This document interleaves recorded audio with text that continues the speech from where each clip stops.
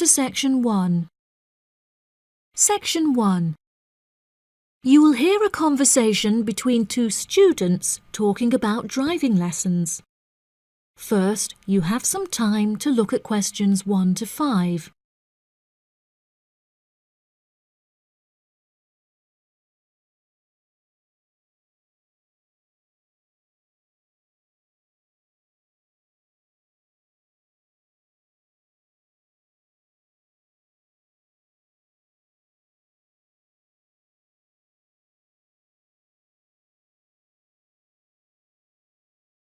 You will see that there is an example that has been done for you. On this occasion only, the conversation relating to this will be played first. Hi, Zach. I heard you passed your driving test. Congratulations. Thanks, Olivia. I passed just last week. It feels great to be independent and driving on my own. I really want to take driving lessons, but I haven't been able to find a driving school that will give lessons during the weekends, so that I don't have to miss any classes at college. The woman wants to take driving lessons during the weekends, so weekends has been written in the space. Now we shall begin. You should answer the questions as you listen, because you will not hear the recording a second time. Listen carefully and answer questions 1 to 5. Hi, Zach. I heard you passed your driving test. Congratulations. Thanks, Olivia. I passed just last week. It feels great to be independent and driving on my own. I really want to take driving lessons, but I haven't been able to find a driving school that will give lessons during the weekends, so that I don't have to miss any classes at college. The driving school that I used was brilliant and really flexible with their teaching hours. It's really close to the school. The address is 67 Kings Road. That's 67 King '(S) Road. Oh, that's perfect. I don't like the idea of driving around busy streets. Did your teacher make you drive in urban areas, or did he mainly teach you on roads in the countryside? My teacher said that I had to learn on both in order to become a good and experienced driver. We would start in the city centre and then drive north above the city. He sounds like a good teacher. Would you mind giving me his contact details so I can ask him for lessons? Of course. My mother's friend Daniel Smith referred me to him. His name is Alan Sutcliffe. Could you spell the surname, please? Sutcliffe.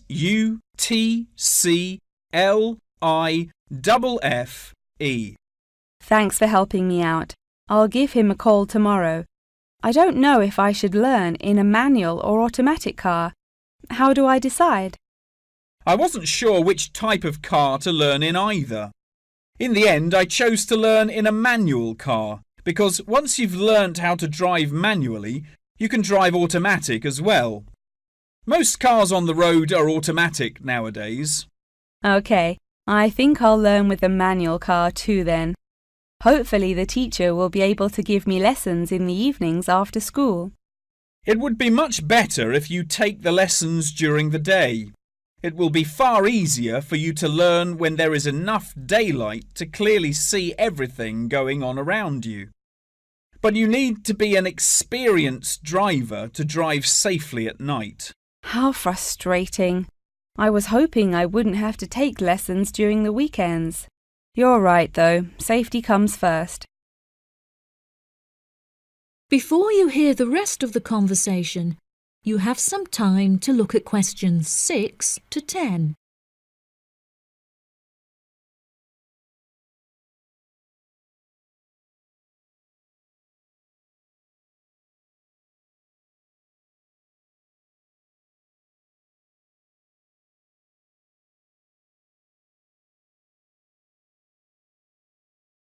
Now listen and answer questions 6 to 10. Speaking of safety, you should wait until summer to start learning. It's really difficult and dangerous to drive in the wind and rain as a learner, so you should definitely wait until the weather is sunny and dry. OK, that's perfect actually. It will give me some time to save up some money to pay for the lessons. Tell me about it. I had to work for months before I had enough money saved up. It was worth all the work when I finally got my driving licence, though. The whole process is so expensive. How much did it cost you in the end? Well, each half-hour lesson cost $30, and then the final test cost $50. In total, it cost me about $300. Gosh, it's pretty expensive. How did you find the test? Was it really difficult? No, it wasn't too bad, and the man was really calm and friendly. I knew that I would have to perform 2 parking manoeuvres during the test, so I practiced them a lot beforehand, and that really helped. The test used to last 40 minutes, but it changed a bit. For the first 20 minutes of the test, he gave me directions, and I had to just drive around, and then the last 10 minutes was for demonstrating the manoeuvres. So the test is 30 minutes in total. OK, great, I'll remember that. Do you have any more advice? It's really good to practice driving a lot outside of driving lessons as well. Whenever my parents were running errands on the weekends, I would offer to drive them. My driving teacher also told me to buy a notebook to write down everything that I've learnt in it, like a diary. Haha, that sounds boring, but I'll do it if it helps. I found it really useful. Before my test, I read through everything I had written down, and it reminded me of a lot of things that I had forgotten about. It's really helpful for the theory test as well, because there's so much information to remember for it. That's great, Zach. Thanks for your help. No problem. See you at school. Bye. That is the end of section 1. You now have half a minute to check your answers.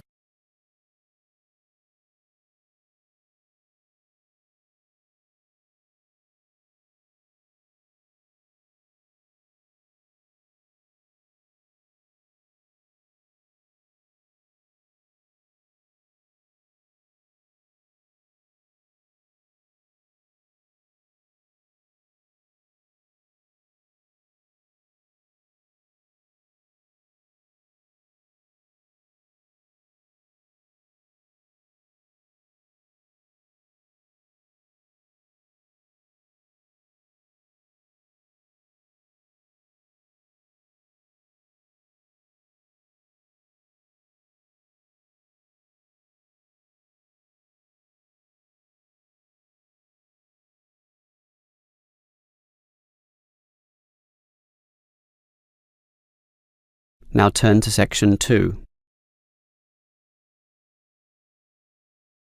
Section 2.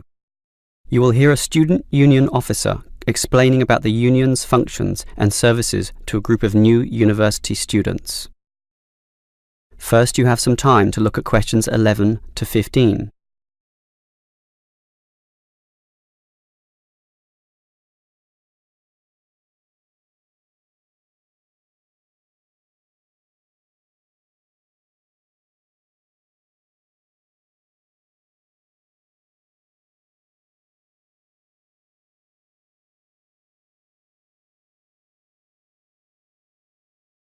Now listen carefully and answer questions 11 to 15. Hello everyone. Now here you all are, new university students. And the first question you probably have is, what is a student union? Another question is, do I have to join? Well, regarding this second question, let me say that membership used to be compulsory in the past, but that did cause some controversy, particularly from students who wanted to remain free and unaffiliated, and this university responded. So, joining up is no longer compulsory.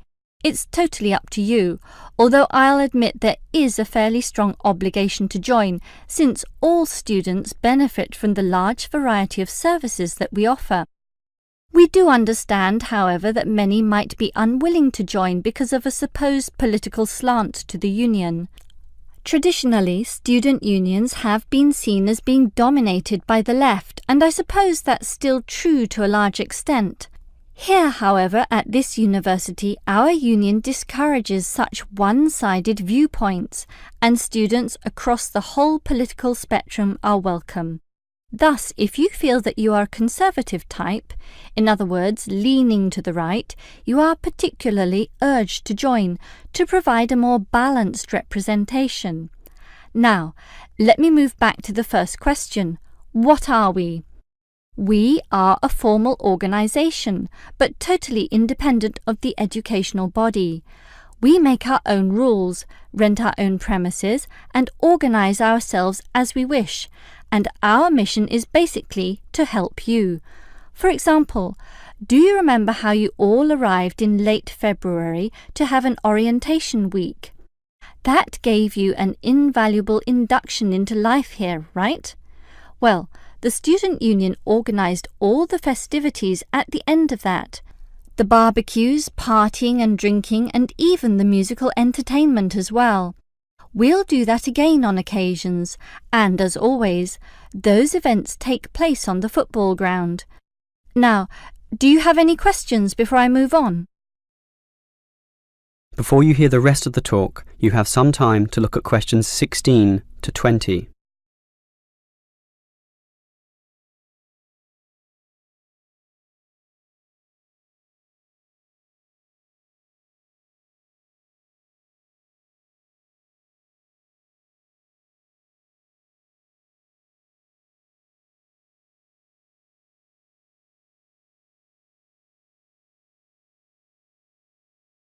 Now listen and answer questions 16 to 20. Now, let me tell you more about the student union and its basic functions. In general, there are three: social, organisational, and representational. Let's look at the first one. Basically, the union provides many social outlets for you to relax and have a better life at university. If you go to our union office, you'll find a list of the many clubs and societies we have, where you can make many friends with people who share a common interest. So, after class, sit with them in the cafeteria and discuss whatever takes your fancy. We also maintain sporting facilities and even our own gym, allowing you to relieve some of that pressure and worry after a particularly hard session in the classroom. And we have some small shops and other places where you can buy clothes and sporting gear, in other words, some retail outlets. And if you flash your student union card, you'll get up to 20% discount at the bookshop. But unfortunately, there are no discounts at the union cafeteria. Sorry, no cheap cappuccinos. Finally, there's a student union newspaper, and you're welcome to contribute or put in advertisements if you're buying and selling goods or textbooks. You can also place notices of a more personal nature on the notice board of the union office itself. All right, let's move on to our more serious functions, which are helping you get through life here, as well as representing you in times of trouble. Regarding the second issue, if you have a problem or a grievance, or if you feel under pressure or depressed for reasons both inside and outside the university, for example, perhaps a dispute with your landlord or the people in your local gym, then come to us. We have a range of counsellors and helpers, and even some lawyers, who you can meet in the conference room. So just sip a cup of tea or coffee with them and tell them your troubles, and they'll be all ears. Basically, there's every reason to join the student union, since whatever you need, whether it be social or representational, we will help you. That is the end of section 2. You now have half a minute to check your answers.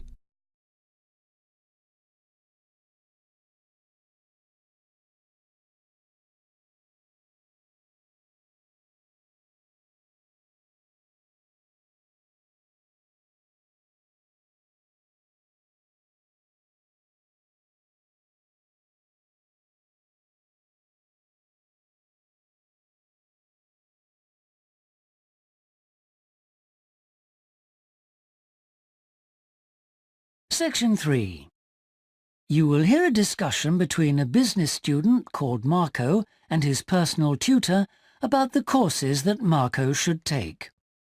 First, you have some time to look at questions 21 to 23 on page 5.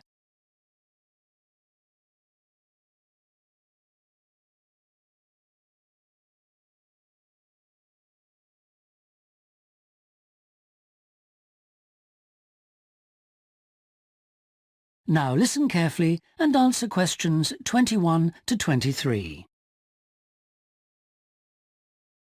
Hi, Marco. Come in. Thanks. I've got a bit stuck trying to select courses for next semester. Could you help me, please? Of course. Sit down. Oh. First of all, most people just go for the areas of business that they're interested in, but even if something doesn't look very stimulating, it's important that you can use it once you get a job. It's not much good choosing areas that aren't going to be helpful later on. Right. I want to go into management, so I'll need to think about that. And should I start specialising in a particular area yet? I don't think that's wise at this stage. It's better to aim for a wide variety of subjects, especially as management covers so many possibilities. You shouldn't be limiting your choices for later on. Yes, I see. You should also look at how the course is made up. Will you have regular seminars and tutorials, for example, as well as lectures? OK. Some of the lecturers are quite big names in their fields, aren't they? Mm-hmm. Should I aim to go to their courses? Well, remember that the lecturers who aren't well known may still be very good teachers. I'd say we have a consistently high standard of teaching in this department, so you don't need to worry about it. Before you hear the rest of the discussion, you have some time to look at questions 24 to 30 on pages 5 and 6.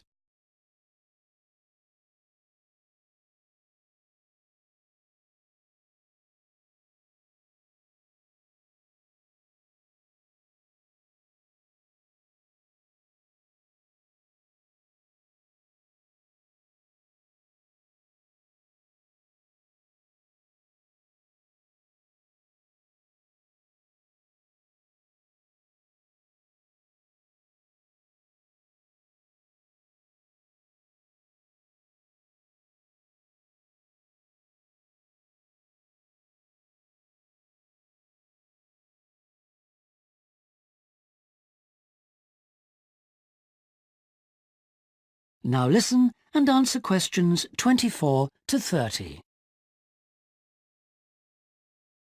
Good. Well, that's a great help. Now, last time we met, you mentioned doing team management, didn't you? That's right. I'm still quite keen on the idea. Mm-hmm. The trouble is that because of changes in the content of various courses, team management overlaps with the Introduction to Management course you took in your first year. Oh. So what you learned from it would be too little for the amount of time you'd have to spend on it. I'll drop that idea then. Have you had a chance to look at the outline I wrote for my finance dissertation? I left it in your pigeonhole last week. Yes. Why exactly do you want to write a dissertation instead of taking the finance modules? It'll be pretty demanding. Well, I'm quite prepared to do the extra work because I'm keen to investigate something in depth, instead of just skating across the surface. I realise that a broader knowledge base may be more useful to my career, but I'm really keen to do this. Right. Well, I had a quick look through your outline, and the first thing that struck me was that you'll have to be careful how you set about it, as the way you've organised it seems unnecessarily complex. The data that you want to collect and analyse is potentially valuable, but you'll need to narrow down the subject matter to make the whole thing manageable. OK. I'll have another look at it. I was talking to Professor Briggs about it yesterday and I got some more ideas then. For part of the dissertation, I was thinking of trying to persuade finance managers from 3 or 4 companies to let me ask them about their company finances. If not, I think I'll have to change to another topic. Well, go ahead then. I could give you some names. Thanks. Now, let's talk about practicalities. Your dissertation must be finalised by the end of May, so you should aim to finish the first draft by the end of March. Is that feasible? Yes, it shouldn't be a problem. I'll need to register for the dissertation, won't I? Is that with the registrar's department? No, it's internal to this department, so you just need to let the secretary know. Do that as soon as you're sure you're going to write the dissertation. OK. Then, to analyse your statistics, you're going to need some suitable software. If I were you, I'd drop into the computer office and ask them for a copy. Right. So, if I revise my outline... That is the end of section 3. You now have half a minute to check your answers.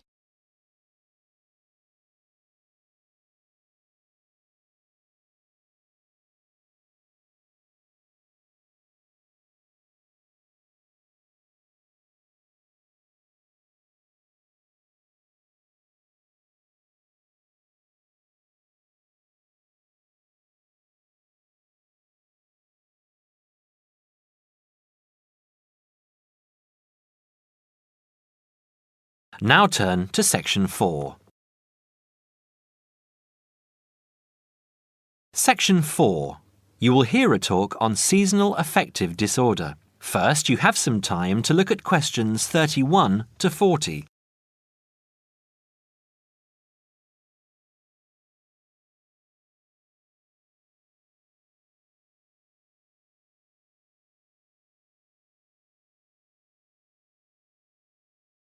Now listen carefully and answer questions 31 to 40. In the past few years, a new condition has been identified and given a name, SAD, short for Seasonal Affective Disorder. This is now recognised as a distinct kind of clinical depression, where people become depressed at the onset of winter, accompanied by a craving for sweet things, causing weight gain. Each spring and summer would then bring on almost maniacal highs and feelings of boundless energy and happiness. Experiments to combat this depression showed that increased exposure to bright light in humans could suppress their production of a darkness-related hormone called melatonin. The light needed to induce this change was about 2,000 lux, or about 4 times brighter than ordinary household lighting. It was then calculated that if bright light could suppress melatonin secretion, then it might have other effects on the brain, including the reversal of symptoms of depression. While melatonin's precise role in SAD has not been pinned down, the theory led to effective treatment. Not surprisingly, SAD affects more people where winter nights are longer and days shorter.